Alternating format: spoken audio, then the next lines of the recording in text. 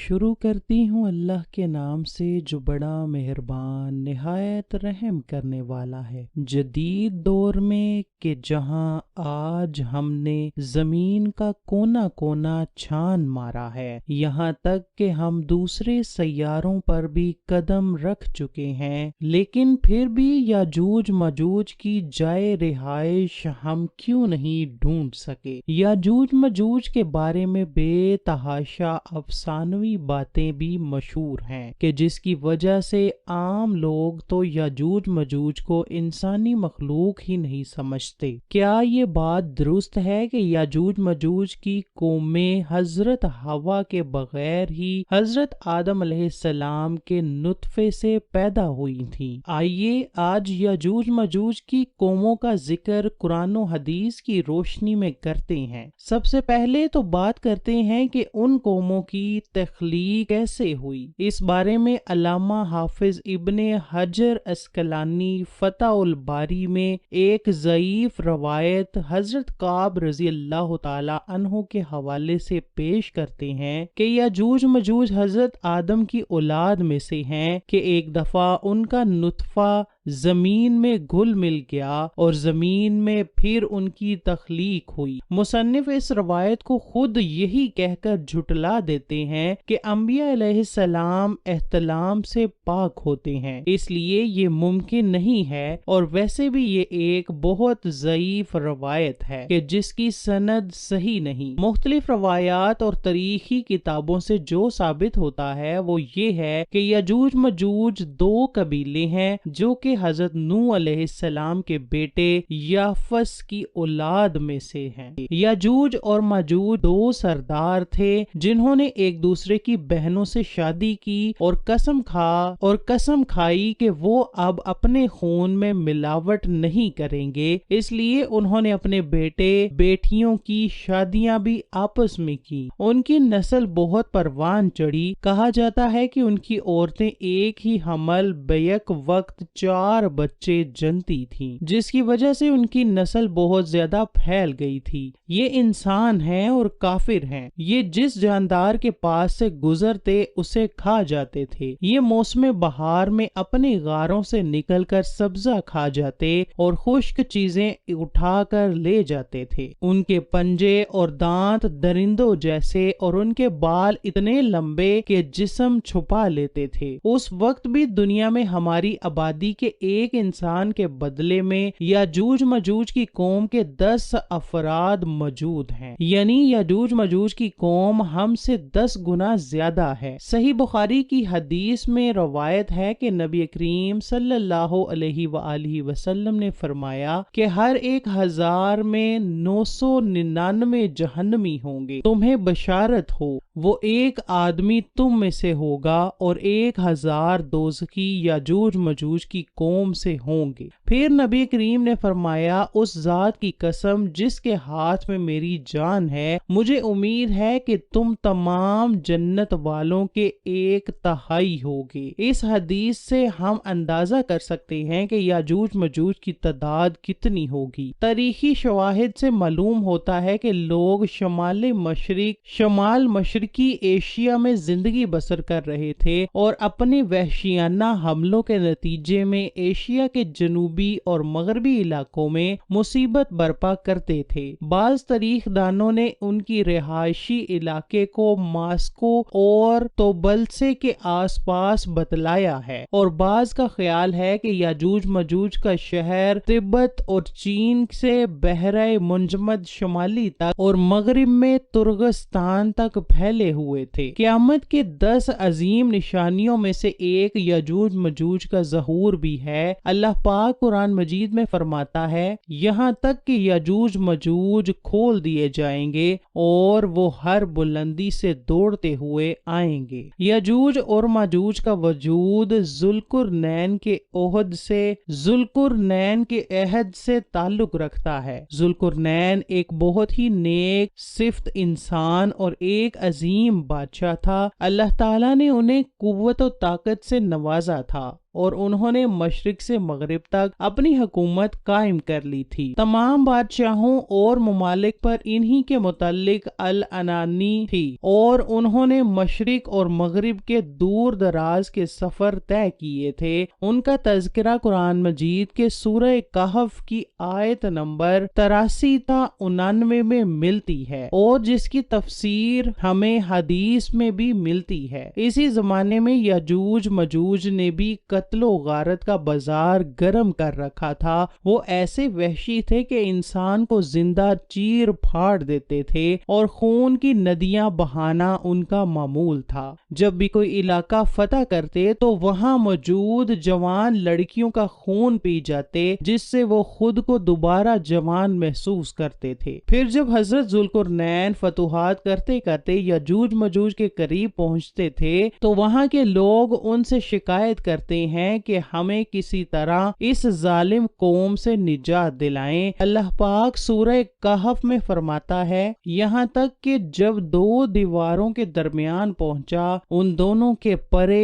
اس نے ایک ایسی قوم پائی جو بات سمجھنے کے قریب بھی نہ تھی۔ انہوں نے کہا، اے ذوالقرنین، یاجوج مجوج اس ملک میں فسادی ہیں، تو کیا ہم آپ کے لیے کچھ خرچ کا انتظام کر دیں، اس شرط پر یہ کہ آپ ہمارے اور ان کے درمیان ایک دیوار بنا دیں۔ اس نے جواب دیا کہ میرے اختیار میں میرے پروردگار نے جو دے رکھا ہے وہی بہتر ہے، تم صرف قوت و طاقت سے میری مدد کرو، میں تم میں اور ان میں مضبوط حجاب بنا دیتا ہوں۔ مجھے لوہے کی چادریں لا دو، یہاں تک کہ جب ان دونوں پہاڑوں کے درمیان دیوار برابر کر دی تو حکم دیا کہ آگ تیز جلاؤ۔ لوہے کی ان چادروں کو بالکل آگ میں کر دیا تو فرمایا، میرے پاس لاؤ، اس پر پگھلا ہوا تانبا ڈال دو۔ پس تو ان میں اس دیوار کے اوپر چھڑکنے کی طاقت تھی اور نہ ان میں سوراخ کر سکتے تھے۔ کہا، یہ صرف میرے رب کی مہربانی ہے، ہاں جب میرے رب کا وعدہ آئے گا تو اسے زمین بوس کر دے گا، بے شک میرے رب کا وعدہ سچا اور حق ہے۔ اب آپ یہ تو جان چکے ہیں کہ یاجوج مجوج کو کس نے اور کیسے قید کیا ہے، لیکن سوال اب یہ ہے کہ وہ کب اور کیسے اس دیوار کو گرا کر باہر آئیں گے۔ اس بارے میں ابن ماجہ کی حدیث نمبر 4080 پیش کرتے ہیں۔ حضور صلی اللہ علیہ وسلم نے فرمایا، یاجوج مجوج ہر روز اپنی دیوار کھودتے ہیں، یہاں تک کہ جب قریب ہوتا ہے کہ سورج کی روشنی ان کو دکھائی دے اور جو شخص ان کا سردار ہوتا ہے وہ کہتا ہے، اب لوٹ چلو، باقی کل کھودیں گے، پھر اللہ تعالیٰ اسے ویسے ہی مضبوط کر دیتا ہے جیسی وہ پہلے تھی، یہاں تک کہ جب ان کی مدت پوری ہو جائے گی، وہ اللہ تعالیٰ کو ان کا خروج منظور ہوگا تو وہ عادت کے مطابق دیوار کھودیں گے۔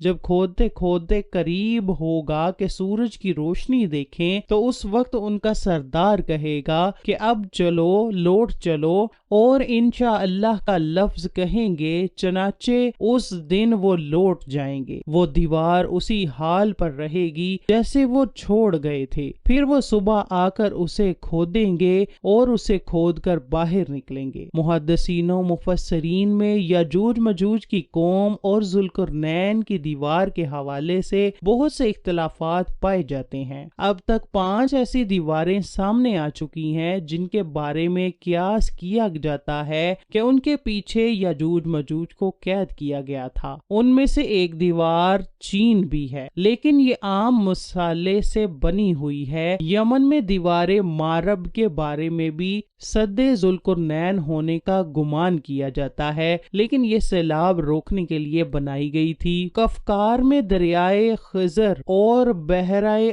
اسود کے درمیان دیوار کی طرح کا پہاڑی سلسلہ شمال اور جنوب کو الگ کرتا ہے۔ یہاں ایک لوہے کی دیوار بھی نظر آتی ہے جس کے بارے میں لوگ قیاس کرتے ہیں کہ یہی ذوالقرنین کی دیوار ہے۔ ایک صحابی نے رسول اللہ صلی اللہ علیہ وآلہ وسلم سے عرض کیا کہ میں نے اس دیوار کو دھاری دار چادر کی طرح دیکھا ہے جس کی ایک دھاری سرخ ہے اور ایک کالی ہے۔ اس پر رسول اللہ نے فرمایا، واقعی تم نے اس کو دیکھا ہے۔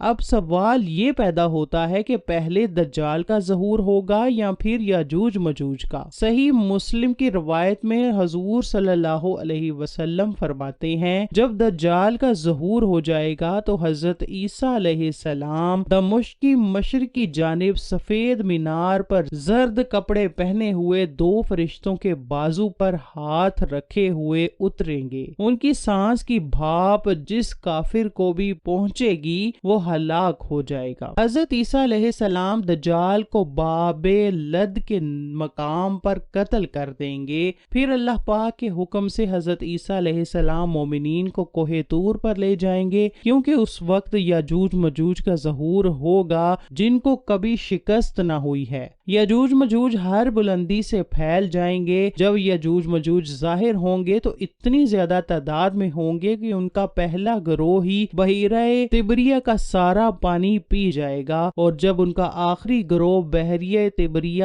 پہنچے گا تو گمان کرے گا کہ کبھی یہاں پانی ہوتا تھا۔ زمین کو فتح کرتے کرتے وہ بیت المقدس تک پہنچیں گے تو کہیں گے کہ ہم نے ساری دنیا فتح کر لی، اب آسمان کو بھی فتح کیا جائے، تو وہ آسمان پر تیر پھینکیں گے جو خون آلود ہو کر واپس آ جائیں گے۔ تو یاجوج مجوج کہیں گے کہ ہم نے آسمان بھی فتح کر لیا۔ دنیا میں قحط پڑ جائے گا کیونکہ وہ سارا پانی پی جائیں گے اور ساری فصلیں کھا جائیں گے۔ پھر حضرت عیسیٰ علیہ السلام اور ان کے ساتھی جو کہ کوہ طور پر محصور ہوں گے وہ اللہ سے دعا کریں گے تو اللہ پاک حضرت عیسیٰ کی دعا کو قبول کرے گا، تو یاجوج مجوج کی گردنوں میں ایک کیڑا پیدا ہو جائے گا جس سے ساری قوم ہلاک ہو جائے گی۔ ہر طرف یاجوج مجوج کی لاشیں ہوں گی، گندگی، بدبو اور خون کی ندیاں بہہ رہی ہوں گی، یہاں تک کہ زمین پر پیر رکھنے کو جگہ نہ ملے گی۔ تو پھر حضرت عیسیٰ علیہ السلام اللہ پاک سے دعا کریں گے تو اللہ پاک بڑے بڑے پرندوں کو بھیجے گا جو ان لاشوں کو اٹھا کر کہیں دور لے جائیں گے جہاں اللہ پاک کا حکم ہوگا۔ رسول اللہ نے فرمایا، اس ذات کی قسم جس کے ہاتھ میں میری جان ہے، زمین کے جانور ان کا گوشت اور چربی کھا کر خوب موٹے ہوں گے۔ جب پرندے ان کی لاشوں کو اٹھا کر لے جائیں گے تو ان کے تیر کمان اس مقدار میں زمین پر ہوں گے کہ مسلمان ان کے تیر اور کمانوں سے 7 سال تک ایندھن جلا سکیں گے۔ اس کے بعد اللہ پاک ایسی بارش برسائے گا کہ سب کچھ اس میں بہہ جائے گا اور زمین ساری دھل کر پاک ہو جائے گی۔ پھر زمین پر ایسے پھل اگیں گے کہ ایک انار ایک جماعت کے لیے کافی ہوگی۔ دودھ میں ایسی برکت ہوگی کہ ایک اونٹنی کا دودھ ایک بڑی جماعت کے لیے کافی ہوگا، ایک بکری کا دودھ ایک گھرانے کے لیے کافی ہوگا۔ سبحان اللہ۔ پھر کئی سال تک لوگ ایسے ہی رہیں گے، پھر اللہ پاک ایک ٹھنڈی ہوا بھیجے گا جو سارے مومنین کی جانیں لے لے گی اور باقی لوگ گدھوں کی طرح کھلے عام زنا کریں گے، ظلم و زیادتی پھیل جائے گی، پھر انہی لوگوں پر قیامت برپا ہوگی۔